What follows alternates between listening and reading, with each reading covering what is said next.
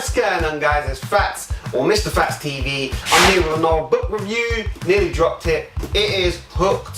Hooked by Nir Eyal. Can't really pronounce that, with Ryan Hoover. Now, Hooked is about how to build habit-forming products. Now, how to build habit-forming products, I thought would be kind of in every habit. You know, those products like the fidget spinners.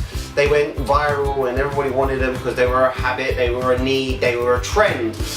This definitely looks at trends. This book definitely looks at trends.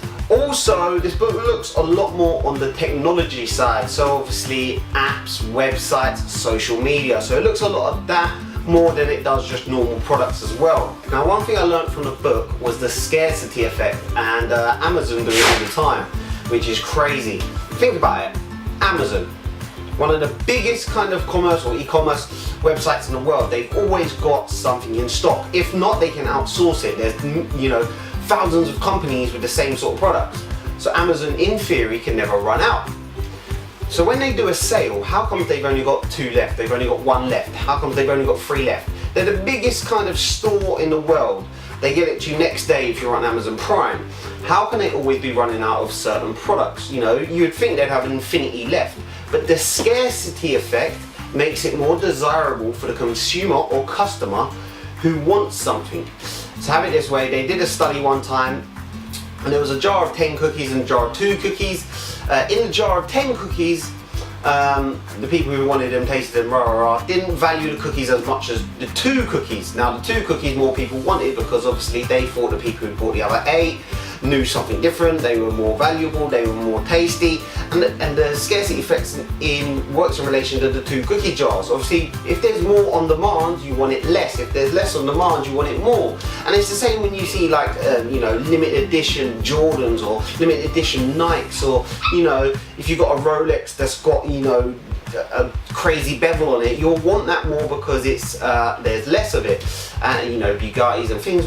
You know how it works. The scarcity effect, and the scarcity effect Amazon use all the time. Now that's in the book, as well as some other not the scarcity effects, but some other psychological effects. Another thing that was in the book that I found very, very interesting was you know, we've got social media apps that we use all the time.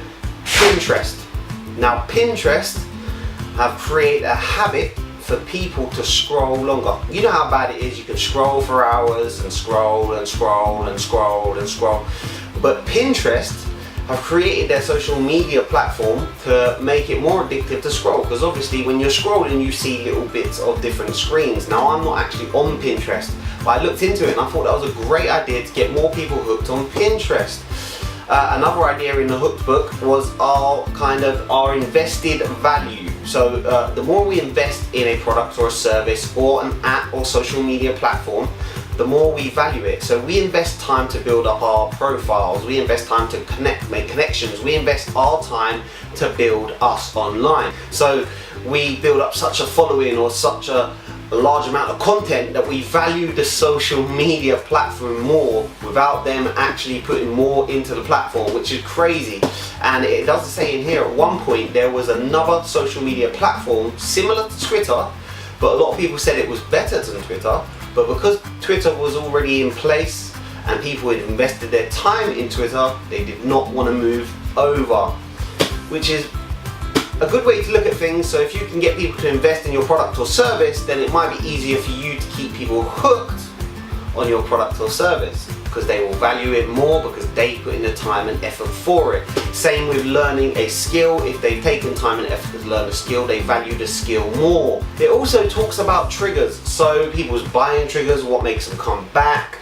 And another thing in here was soothing the pain of people. It does say, the ultimate goal of habit-forming product is to solve the user's pain by creating an association so that the user identifies the company's product or service as the source of relief. So people have a pain and they need to solve that pain with using the product or service, and that would be their relief from that pain, which I thought was really insightful. You just heard my mobile phone going off. Sorry about it, putting that silent. Yes, I found this book really, really interesting. Anybody who's got a website, an app, or a product or service they want to try and twist or make a habit for, definitely read this book. It is full of insight. Yeah, the anchoring effect, the down progress effect. I mean, there's loads of different effects and psychological parts in this book that I'd say definitely go and look at.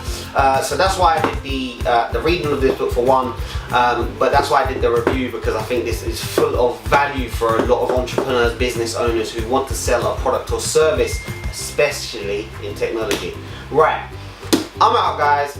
If you like any of this, then obviously subscribe, the usual. Hit me up with some suggestions down below if you've got a book that you like and you think I should read. For now, I'm out because I'm sweating. Peace. You've never looked at yourself in the mirror and said, you let you down. Until you get to that point, you let you down. You're not brave enough. You want to put it on somebody else. The reason why I'm not successful is because of my boss. Have you ever looked at yourself in the mirror and said, I'm not getting up on time. I'm not going to work on time. I'm not putting in 120% when I'm at work. I let me down. I'ma work to my last breath. I'ma hustle to my last breath.